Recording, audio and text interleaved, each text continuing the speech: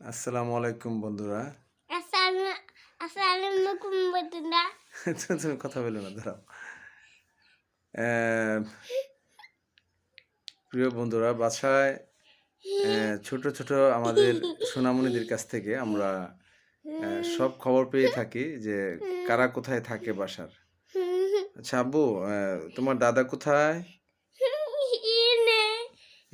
দাদা কোথায়? তোমার দাদা কোথায় থাকে এখন? বাড়িতে। তারপরে তোমার দাদু কোথায়?